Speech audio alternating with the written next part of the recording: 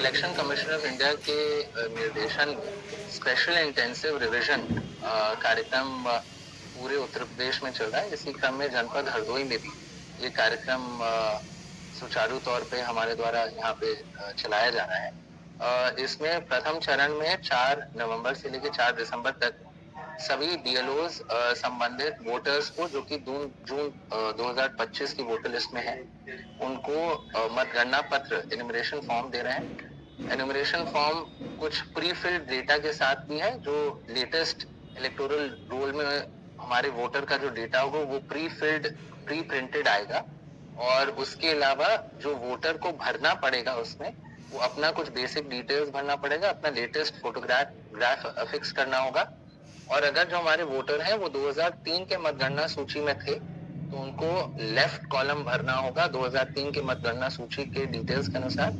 और अगर 2003 में मतगणना सूची में वोटर स्वयं नहीं थे, लेकिन अगर उनके माता पिता या दादा दादी वोटर लिस्ट में थे 2003 के, तो उनके रिलेशन का डिटेल भरना होगा कि मदर का डिटेल, अगर मदर थी 2003 के सूची में तो मदर का, दादी का तो दादी का, दादा का या दादे का, और पिताजी का तो पिताजी का, वो राइट वाले कॉलम में भरना होगा। And then obviously the other column strike out करेंगे, दोनों कॉलम नहीं भरना है। अगर स्वयं थे तो लेफ्ट कॉलम भरेंगे, राइट को स्ट्राइक आउट करेंगे।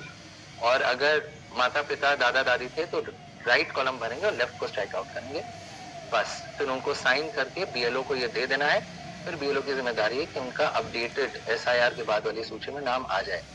बहुत बार ऐसा होगा कि कोई नया वोटर होगा जो 18 साल के हो रहे हैं अभी 1/1/2026 को, या ऐसे वोटर जो हरदोई में आके सेटल हुए हैं जिनका वोटर लिस्ट में 2003 में भी नाम नहीं था और माता पिता दादा दादी का भी नाम शायद वोटर लिस्ट में न हो। ऐसे वोटर्स को फॉर्म 6 भरना है, जैसे यूजुअली फॉर्म 6 वोटर एडिशन का होता है। और उसके साथ एक डिक्लेरेशन फॉर्म है, वो भी उनको लगाना है। इस बार एक नया एडिशन हुआ है, वो है डिक्लेरेशन फॉर्म का। हमारी जो बहनें हैं जो कि शादी करके एक जनपद से दूसरे जनपद चली जाती हैं, तो फॉर्म 8 उसके लिए होता है शिफ्टेड वोटर का, उसमें भी डिक्लेरेशन फॉर्म भरना होगा। बस ये एक एडिशन आया है डिक्लेरेशन फॉर्म का, जो कि बहुत ही सिंपल है, उसमें कुछ भी क्लिष्ट नहीं है। अगर किसी भी वोटर को किसी भी तरीके का डाउट है तो अपने बीएलओ से संपर्क कर सकते हैं। हमने बीएलओ की हैंड्स ऑन ट्रेनिंग किया है, और बीएलओ जहाँ पे हमें लग रहा है कि उनको सहायता की आवश्यकता है तो उनके साथ टेक्निकल